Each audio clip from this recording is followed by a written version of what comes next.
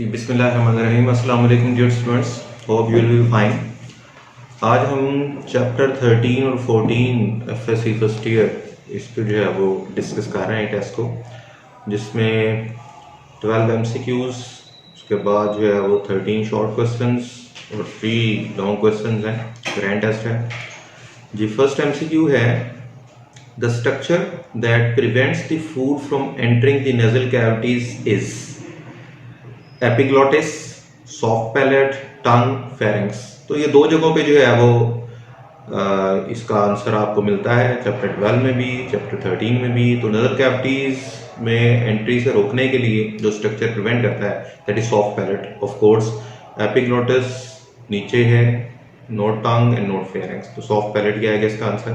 उसके बाद second question है from chapter 13 respiratory pigment present in muscle is haemoglobin, haemocyanin, myoglobin, globulin.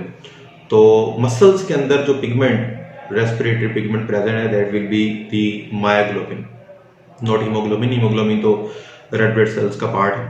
उसके बाद है अ litre of water contains dash ml of oxygen.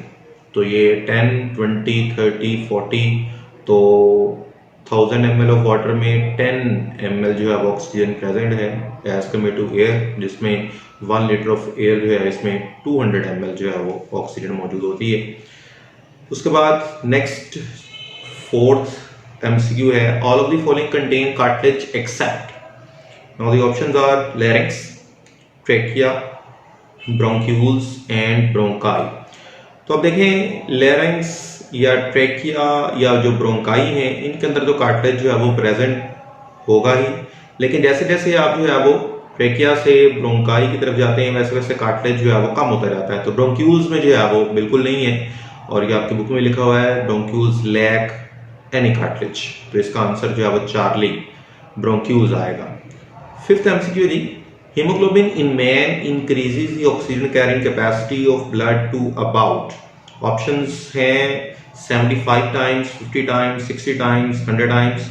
तो ये भी रोल ऑफ रेस्पिरेटरी पिगमेंट वाला जो आपका टॉपिक है चैप्टर 13 में, उसमें जो है वो मेंशन है that is of 75 times alpha.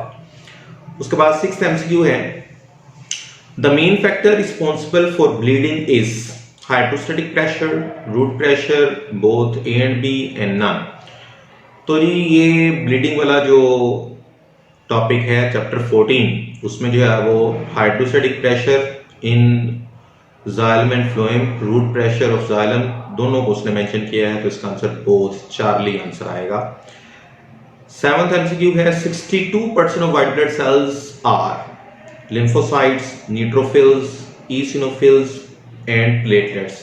Okay, ये जो क्वेश्चन है बेटा ये पेज नंबर 309 फ्रॉम चैप्टर 14, उसमें जो टेबल गिवन है दैट इज वेरी इंपॉर्टेंट। उसमें डिफरेंट जो ब्लड सेल्स हैं उनकी जो परसेंटेज है, उनके जो फंक्शंस हैं वो गिवन है। आप उसको जरूर जो है वो याद कीजिए। और उसमें से जो white blood sales 62% most abundant white blood sales आप कह सकते हैं दैट आर द न्यूट्रोफिल्स। और ये भी याद रखें ये MD-CAT 2014 में जो है वो आ चुका है क्वेश्चन। उसके बाद क्वेश्चन नंबर 8 है MCQ number 8 lymphatic nodes. Actually lymph nodes ही हैं। Lymphatic node contains macrophages and dash to destroy pathogens. तो क्या आपकी बुक के अंदर मेंशन है macrophages and monocytes, lymphocytes, basophils, platelets. तो इनमें से लिम्फोसाइट्स ही जो है इसका आंसर आएगा ऑफ कोर्स।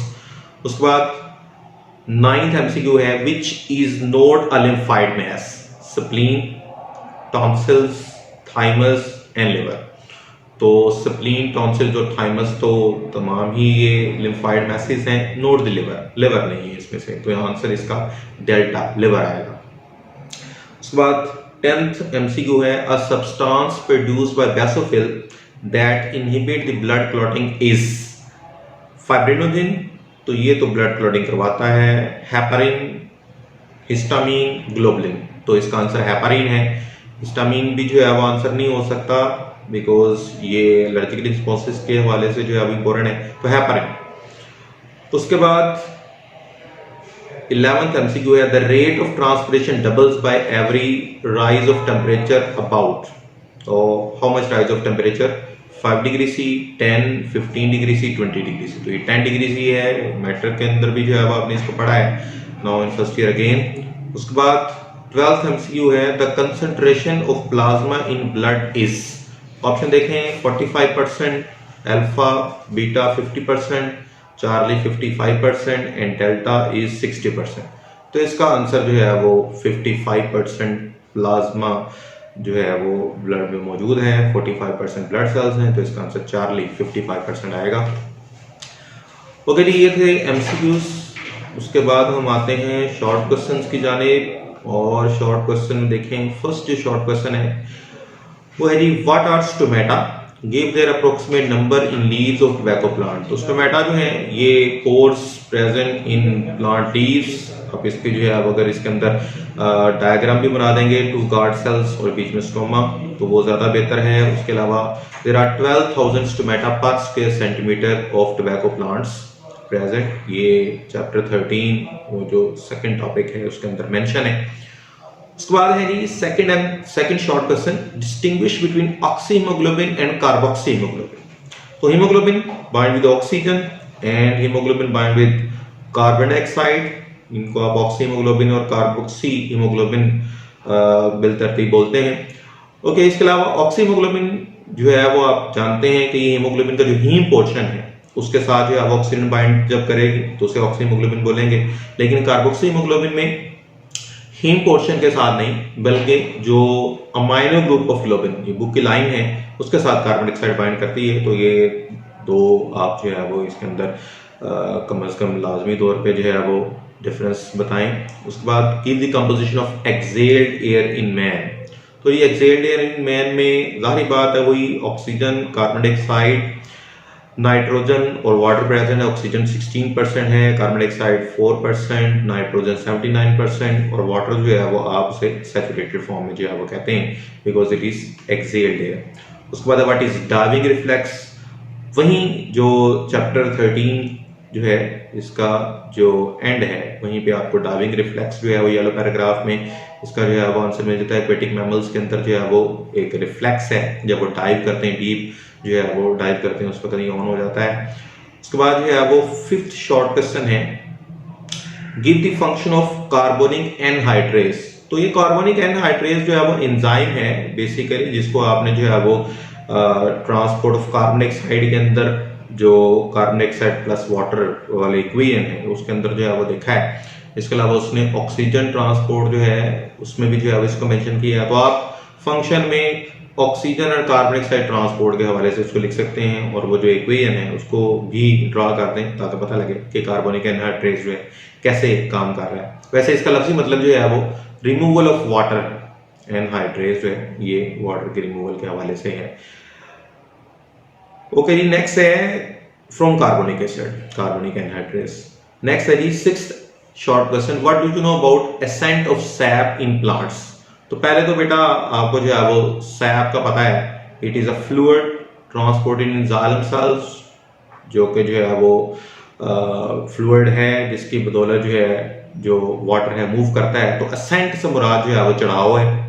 तो सैप की मदद से जो चढ़ाव है उसके लिए हम असेंट ऑफ सैप जो है वो इस्तेमाल करते हैं टर्म, और उसमें असेंट ऑफ सैप के जो मैकेनिज्म है उनको आपकी बुक के अंदर जो है वो मेंशन किया गया है। ट्रांसपिरेशन पुल है, रूट प्रेशर है या इम्बिबिशन है, उनको जरूर मेंशन करते हैं। So what is importance of transpiration. Transpiration की क्या इंपॉर्टेंस है। तो एक तो जो water from the leaves transpire करता है उसकी वजह से जो लीव सरफेस है वो मॉइस्ट रहती है, तो जो एक्सचेंज ऑफ गैसेज है वो आसान। उसके अलावा जो है वो जो कूलिंग इफेक्ट है वो, और सबसे इंपॉर्टेंट ट्रांसपिरेशन पुल आप इसके अंदर क्या मेंशन करें जो कि वाटर को ट्रांसपोर्ट कर रहा है इन दी जाइलम जी। एट शॉर्ट क्वेश्चन है, what is the function of pacemaker और एस नोड, ठीक है, साइनोमेट्री नोड। तो पेस मेकर जो है ये जो इम्पल्सेस हैं फॉर हार्ट बीट उसके लिए इंपॉर्टेंट है। इसी से जो है वो क्योंकि ये इम्पल्सेस इनिशिएट होती हैं तो इस वजह से इसको हम पेस मेकर भी जो है बोलते हैं। उसके बाद जो है वो ninth short question from chapter 14, differentiate between vasodilation and vasoconstriction. Vaso vessel से है, और डायलेट का मतलब जो है वो ओपन हो जाना या इंक्रीज हो जाना है। तो वेसल्स का जो एरिया है उसको इंक्रीज हो जाना वेजो डायलेशन, और वेजो कंस्ट्रिक्शन जो वेसल्स एरिया है उसे कम हो जाना, कंस्ट्रिक्ट कर जाने से वेजो कंस्ट्रिक्शन जो आप बोलते हैं। उसके बाद what is blue baby, cyanosis का जो है वो कंसेप्ट आपने पढ़ा है, जिसके अंदर जो है वो जो मिक्स ब्लड है वो बेसिकली बेबी में ट्रांसपोर्ट कर जाता है, जिसकी वजह से जो ब्लूनेस ऑफ स्किन जो है वो हो जाएगी। तो दैट इज बिकॉज ऑफ इंटरएक्टल फॉर्मेन और डक्टस आर्टरोसिस, इनकी जो है वो कंस्ट्रिक्शन ना होने की वजह से ये इंपॉर्टेंट है। मिक्स ब्लड जो है वो किस तरह से, ये डीऑक्सीनेटेड ब्लड ऑक्सीजनेटेड ब्लड के साथ जो है वो मिक्सअप होके बॉडी के अंदर जो है वो मूव कर देगा, और ये जो इंटरएक्टल फॉर्मेन है दोनों एट्रिया के दरमियान में ओपनिंग अगर जो है वो खुली रहती है, फिर भी जो ब्लड मिक्सिंग है डीऑक्सीनेटेड ब्लड का ऑक्सीजनेटेड ब्लड के साथ उसका चांस। और डक्टस आर्टरोसिस जो है ये बेसिकली कनेक्टिंग वेसल है between the left pulmonary artery and aorta. तो पल्मोनरी आर्टरी में क्योंकि डीऑक्सीनेटेड ब्लड है वो एओर्टा के साथ जब मिक्स होगा तो उसमें भी जो है वो साइनोसिस के चांसेस हो सकते हैं। उसके बाद है व्हाट इज इलेक्ट्रोकार्डियोग्राम, ईसीजी है। तो इसको आप जो है वो एक ग्राफ की मदद से जो इम्पल्सिस हैं फॉर कार्डिक बीट उसको आप शो करते हैं। इसकी आप जो है वो वेव जरूर बता दें, पी क्यू आर एस और टी वेव्स। उसके बाद जो है वो briefly explain pressure flow theory. Pressure flow theory को जो है वो आपने एक्सप्लेन करना है। तो ये बेसिकली जो फ्लोएम के अंदर जो ट्रांसपोर्ट है ऑफ द फूड उसके हवाले से जो है वो इम्पोर्टेंट, उसे आप जरूर मेंशन करें। फिर right a short note on stroke, last short question जो है वो stroke that is cerebral infection उसके हवाले से है, इसको आप जो है वो एक्सप्लेन करते हैं। शॉर्ट नोट है तो इसको आप जो है वो लाजमी तौर पे डिस्कस करें अच्छे तरीके से। ओके, तो उसके बाद एंड में लॉन्ग क्वेश्चन है स्टूडेंट्स, जिसमें first long question is describe mechanism of closing and opening of stomata. तो आपको दोनों मैकेनिज्म इसके अंदर जो है वो एक्सप्लेन करने हैं, स्टार्ट शुगर हाइपोसिस की और इन्फ्लेक्स ऑफ पोटेशियम आयन की। 4 मार्क्स का क्वेश्चन है, तो 4 मार्क्स का मतलब ये है कि आपको 2+2 के अंदर उसको डिवाइड करना है। तो आप इतना ज्यादा भी ना इसके अंदर लिखें कि आपके पास बाकी क्वेश्चन के लिए जो है वो टाइम ही ना बचे, लेकिन जो उसका मेन आइडिया है वो आपको जरूर इसके अंदर जो है वो डिस्कस करना है। उसके बाद second question, define immunity, give the types of immunity. Okay, immunity को तो आप डिफाइन कर लेंगे। अब टाइप्स के हवाले से सारी बात आप एक्टिव और पैसिव इम्यूनिटी को ही एक्सप्लेन करेंगे, लेकिन आई थिंक सो कि सेल मीडिएटेड और जो एंटीबॉडी मीडिएटेड इम्यूनिटी है इनको भी जो है वो थोड़ा सा इसके अंदर जो है वो डिस्कस कर दें, डिटेल नहीं लेकिन एटलीस्ट उसका जो है वो कुछ हवाला जरूर जो है मिलना चाहिए, बिकॉज टाइप्स ऑफ इम्यूनिटी को एक्सप्लेन करना है तो each and everything must be explain. Last है जी फ्रॉम द चैप्टर 13 क्वेश्चन है, write down the respiratory system of cockroach. तो कॉकरोच जो है उसमें डायग्राम जो है वो लाजमी है और मैकेनिज्म आप एक्सप्लेन कर दें। ये भी 4 मार्क्स का जो है वो क्वेश्चन है। वैसे चैप्टर 13 में से लॉन्ग क्वेश्चन आप जानते हैं कि जो बोर्ड स्कीम है उसमें मेंशन नहीं है, लेकिन हम हर तरह से उसको जो है वो तैयार करते हैं। तो ये पहले 2 जो है वो क्वेश्चन 14 में से, लास्ट जो है वो 13 में से। और बाकी जो शॉर्ट क्वेश्चन में आपकी जो गलतियां होती हैं उनमें आप कोशिश करें कि जहाँ पे कोई डायग्राम बनती है वहाँ पे बनाएं, और उसके अलावा जो है जो 2 में से 1 नंबर आ रहे हैं या 2 में से जो है वो 2 आ रहे हैं वो आपकी एक्सप्लेनेशन है या आपकी जो डेफिनेशन है उनको ऊपर डिपेंड करता है। सो होप सो कि ये जो टेस्ट है ये आपने अच्छा ही किया होगा। इसको जो है वो आप लाजमी तौर पे जो है वो चैप्टर 14 के हवाले से खास तौर पे जो है वो तैयार करें। थैंक यू सो मच, अल्लाह हाफिज़।